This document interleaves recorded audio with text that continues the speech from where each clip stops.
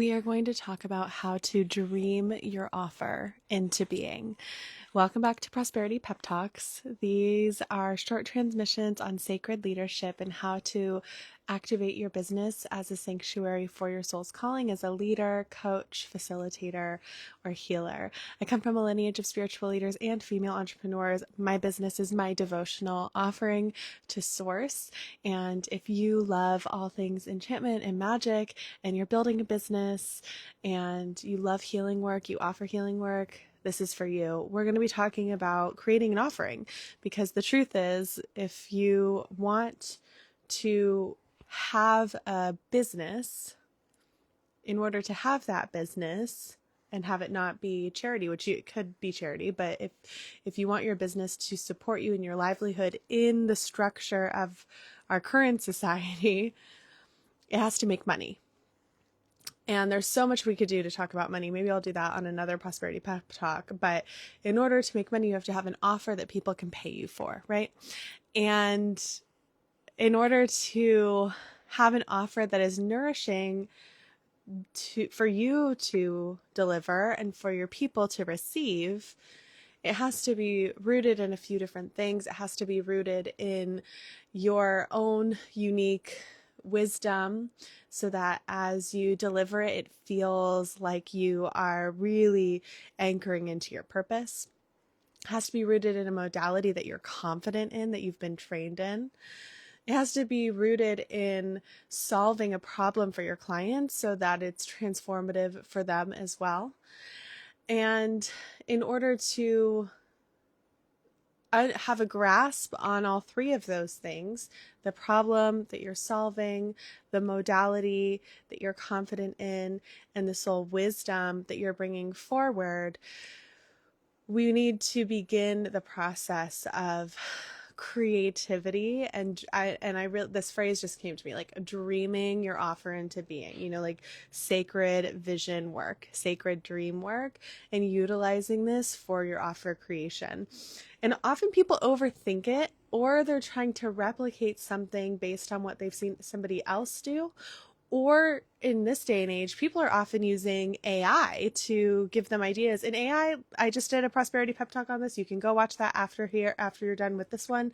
But AI is helpful to organize thoughts, but it is not what you want to use to give you the idea for your offer. Hi, welcome live. I'm happy you're here. Yes, I know it's been a second since I did my live Prosperity Pep Talks. I had to take a little bit of a break. It's been a week, but we're here and I'm so happy. Yes. And we'll continue talking about dreaming our offerings into being. So I'm going to ask you some questions, and whether you already have an offer or not, I think this will be really supportive for you. So in bringing an offer to life that can act as a pathway to supporting your livelihood, to being a prosperity income stream for you, that is nourishing to deliver, nourishing for your people to receive. First, you need to anchor it into your soul wisdom. So I want you to consider, and this is a big question. This is something that you're probably going to want to sit with. You're going to want to dream on, muse on for the coming few days. And I would love to hear from you after you listen to this pep talk and you sit with this question. Come back to me. Let me know what came through for you. I would love to witness you. But what is the soul message you're here to share right now in this moment in time? Like, what if you could blast a message into the consciousness? Yes, get your notebook. If you could blast a message into the consciousness of all beings, what would that message, and not from like a weird point of mind control, I'm just like a frequency, and this is a good message, I'm sure. Like, what would you want that message to be? What is the message you want humanity to receive right now? And you can allow this to come to you. And if you're here live, I would love to hear from you in the comments. Like, what is the message? Because you're going to share it with us now. Like, that's you in alignment with your soul's wisdom. And for those watching the replay, you could put this in the comments too. I would love to read it. What is the message you are here to share with the world right now? And I can share share with you my message. And if you've seen any of my recent posts, you'll have seen this message.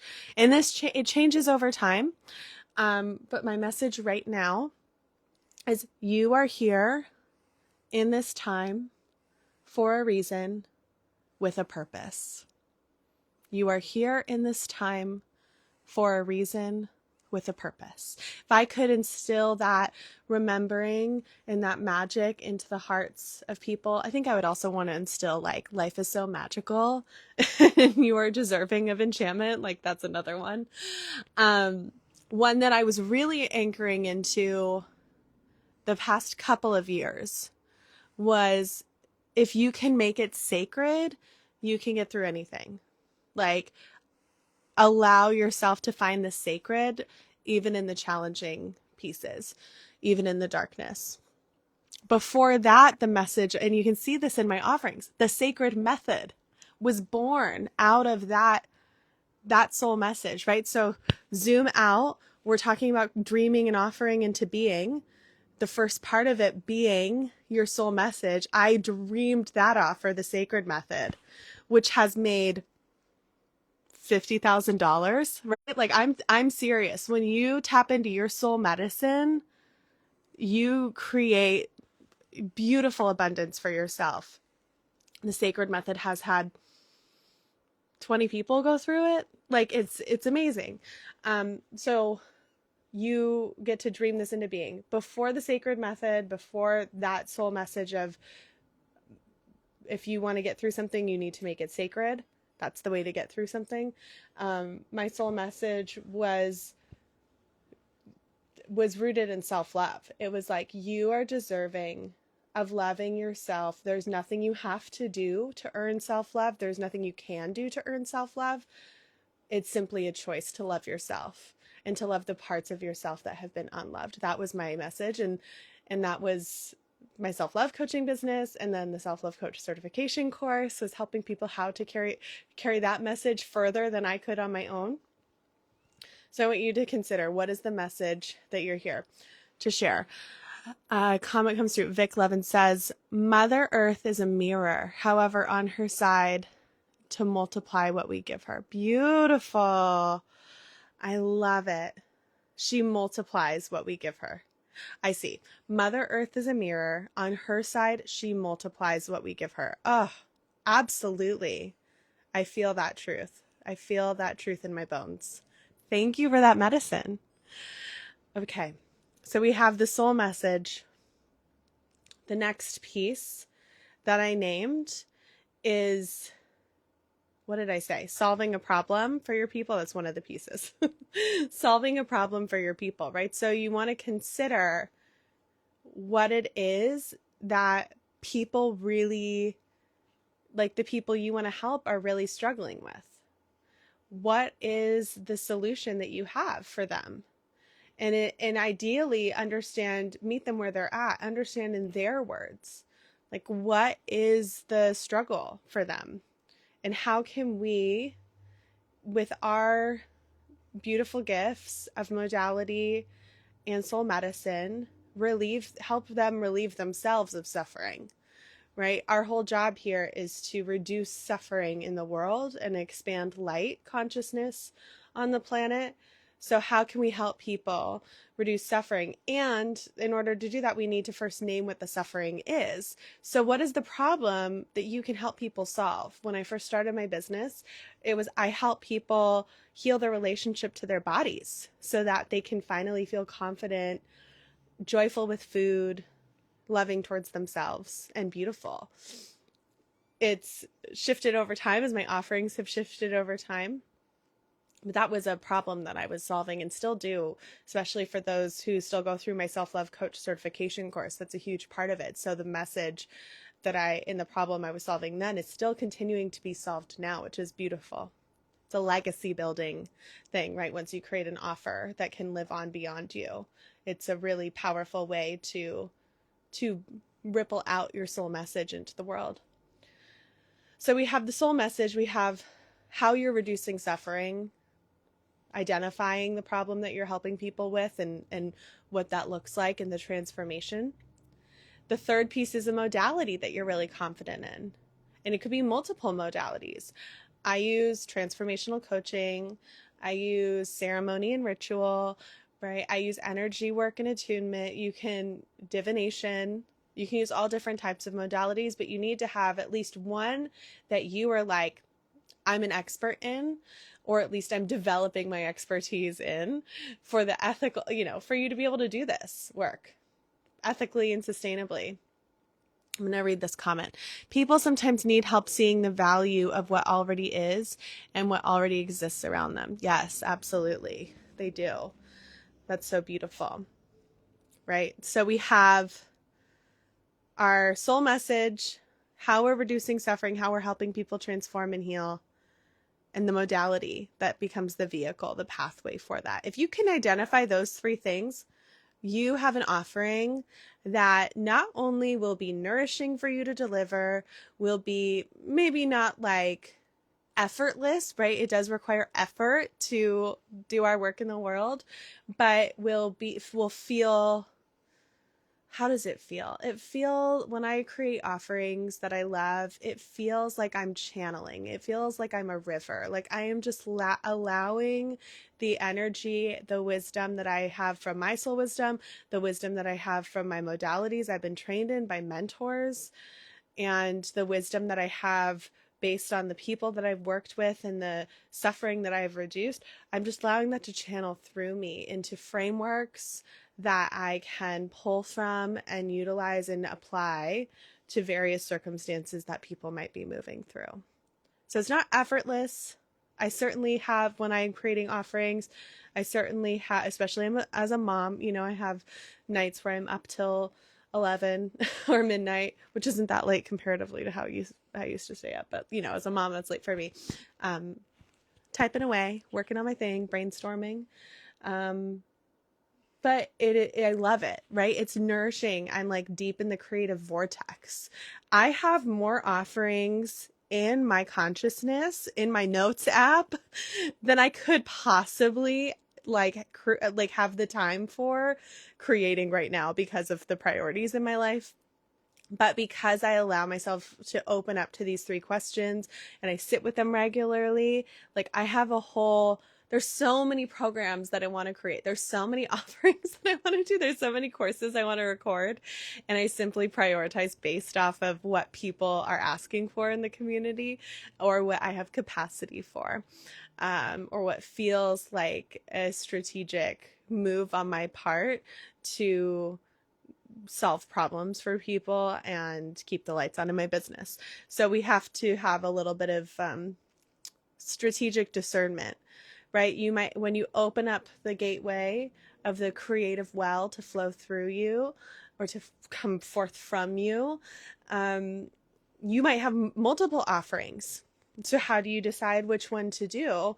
And that's kind of the question I just answered, right? You determine what makes sense in your season of life and your capacity, what people are already asking for. And if you don't yet have a following, a robust community, I encourage you to talk to as many people who fit within the demographic of the people you want to serve as you can. Listen to exactly what they're saying, look at the landscape of their life, and see how you can mold this offering in a way that will actually work for them and sit with them and make sense.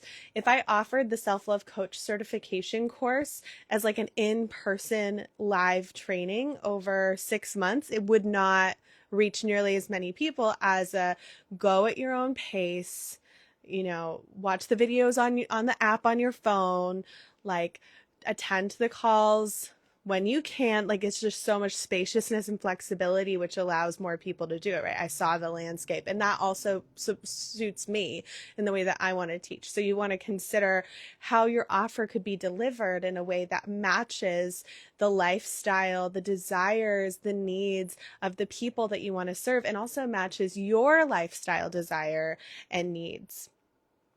Dream your offering into being and notice how abundant and creative you feel.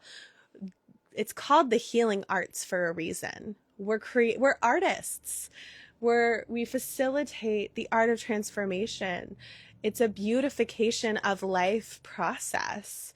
You know, from having gone through your own personal development journey, how there can be challenge, there can be sticky things, there can be resistance, there can be times that feel like you're really climbing up the mountain, but it's so worth it. And you have this opportunity, if you're a healer, facilitator, coach, to give people so like reduce suffering in such a meaningful way. Like looking at the landscape of the world right now, if all like can you imagine if all of us just made the decision to help reduce suffering and to beautify the world for each other, to help each other beautify their lives, how different things could be.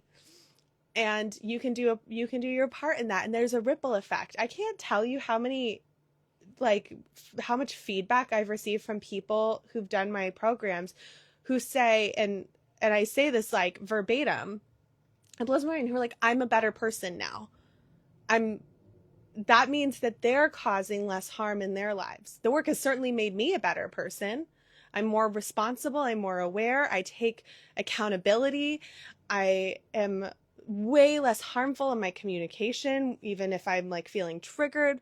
You know, if we can ripple effect this elevated way of moving through the life with reverence for each other, that's such a potent, transformative thing that you get to help people do as a healer, coach, facilitator who is rooted in integrity. And by creating an offering in the three things we've talked about today, your soul wisdom, the modality you're confident in, the solving a problem, reducing suffering, this is your part in healing the planet, and it supports you in your livelihood as a prosperous, abundant income stream. Yes. Hi, Kate. Kate says, beautification of life. Yes. Oh, I'm so glad we were able to be here live.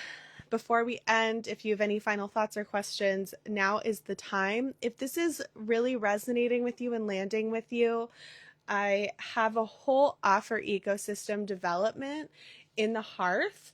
I currently have it structured. I shut down enrollment while I am doing the archetype temple. So I have it by application only. So if you feel really, really called to get in there, let me know. You can go to hearthtemple.com to read about it. But if you feel like you need the modality training, the self-love coach certification is open right now. And that's an incredible program that's been open for 6 years. We've had over 400 graduates. I can send you over 300 testimonials and that I have accumulated over time, simply based off of like what people have submitted in their module 6 assessment. Not everybody has like given me permission to share their assessment. Obviously not everybody wants to, but the majority of people have. And so I can send that to you. You can read through as many as you want. But the Self-Love Coach certification course is a really, really powerful, internationally accredited program. I see a comment from here. I wonder if this is my sign to open up the clients again. I don't enjoy the idea of people being dependent upon me versus self-reliant in their own practice. What boundaries do you put in place? That's a great question. I don't consider any of my people to have ever been reliant on me. I think that when you bring people into work, if you have that as an agreement, and I guess I kind of say this in different ways, but I don't say it as explicitly as this, but you could even say, I am not responsible for your transformation. I'm responsible for giving you the tools, for witnessing you, for holding you, for giving you a safe place, however you want to frame this. You are responsible for the work that actually transforms your life. And then you can have like literally just give yourself office hours. And I'm actually not great at this, but I feel really good about my balance. I live and breathe my work. I love my work. I love to wake up to messages in various communities whether it's Self-Love Coach or the Hearth or the Sacred Method. Those are the three most active communities I have right now. I love, like, I have other things I do when I wake up, but if I, even 30 minutes after waking up or even less, like if I open my phone and that's what I see people that happened this morning. Oh, I love it. I love it so much. If you find that you're calling in people who are in crisis and relying on you, then that is a shift in your in your ideal client and the way you're positioning your offerings and your energy. But I would say the people that I call in at this point in my business understand, whether it's implied in the energy or explicit in the agreements that I have in any of my offerings, that they are, like, there is a self accountability. I weave in radical self responsibility into all of my teachings very intentionally for multiple reasons. And that's one of them. Let me know if that answers your question. So have really clear agreements in place and expectations. And I find for me, like, I love my people. It's like, I love my work. It never feels like a burden. And the way that I've structured my business, there's only, I can probably, and I've had over 500 clients, more than that. I could probably count on my hand 4 people. I can think of 4 people out of 500 where I felt resentful. And even that resolved. Either we resolved it in honest and loving communication, or they graduated out of whatever I was offering and we separated and went on our ways, and that was fine. Or they up leveled through my coaching. I just attuned myself to showing up differently to meet their needs so that they weren't quite as reliant on me. It was an opportunity for me to grow as a coach. But anyway, I'm glad that was helpful for you. And again, 4 out of 500 plus, and I don't see those 4 people as anything wrong with them. I can just remember the energetic reciprocity feeling off. So that was a learning for me and a growth for me as a facilitator. And so I am grateful for that. And I can think of, in at least one of those cases, witnessing a huge transformation out of that victim mindset, and being able to facilitate that, to witness it, well worth it. This morning I woke up, to paint a picture for you.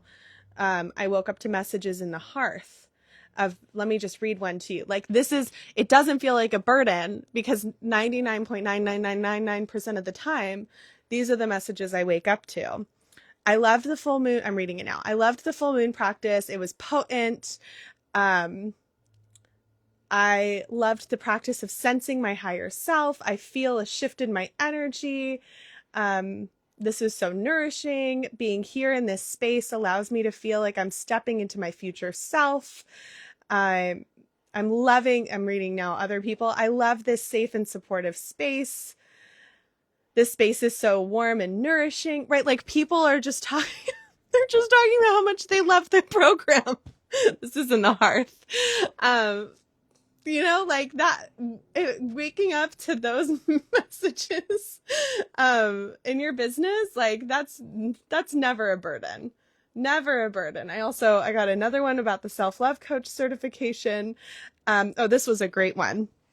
One of the main reasons I rushed so much to join the self-love coach certification is because I wished to be a mother, and I felt a strong pull to start before you gave birth, because this person started in the training back in September or something, before I gave birth to this baby who's now 6 months.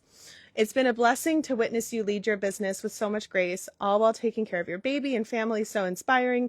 Even if I've been slow on the program, I feel like I'm right on time. Thank you for your care in such a busy time in your life and your business. Truly appreciate it.